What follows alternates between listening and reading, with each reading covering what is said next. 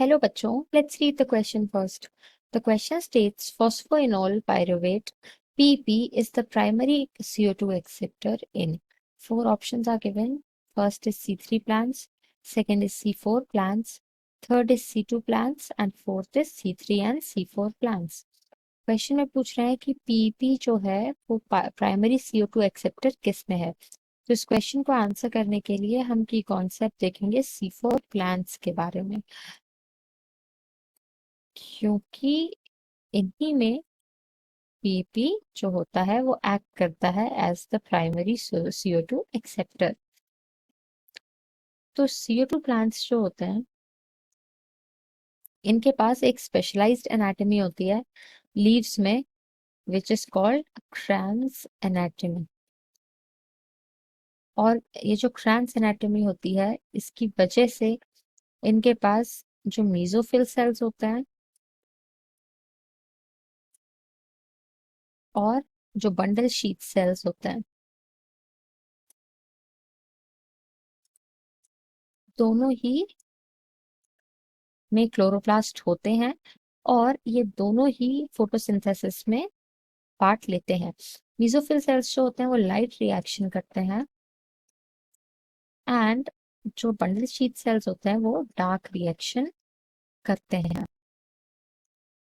एक और फैक्टर होता है कि जो C4 प्लांट्स होते हैं इनमें डबल कार्बोक्सिलेशन होता है, मतलब डबल कार्बन फिक्सेशन होता है। और एक और बहुत स्पेशल बात होती है इनमें कि इनके पास एक एंजाइम होता है that is called PEPcase, PP case, जो कि यूटिलाइज कर लेता है CO2 को even at very low concentrations.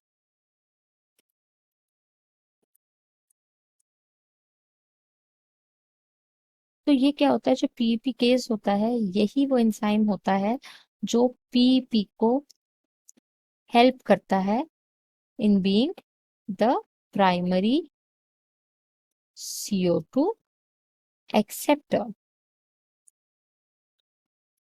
तो ये जो प्लांट्स होते हैं क्योंकि इनके पास CO2 का लेवल अगर लो भी है तब भी ये कार्बोक्सिलेशन कर पा रहे हैं या फोटोसिंथेसिस कर पा रहे हैं।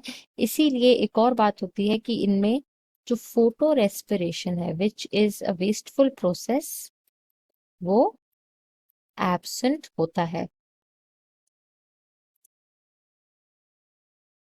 तो ये तो क्लियर है कि जो पीपी है वो प्राइमरी CO2 एक्सेप्टर की तरह काम करता है इन C4 प्लांट्स। तो हम क्वेश्चन में देख सकते हैं हमें सेकंड ऑप्शन में C4 प्लांट्स मिल रहा है, तो यही हमारा करेक्ट आंसर होगा।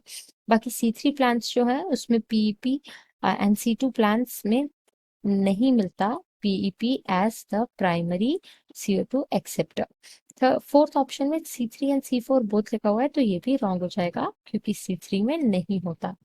सो the final answer to this question will be option number 2। Hope you understood it well. All the best.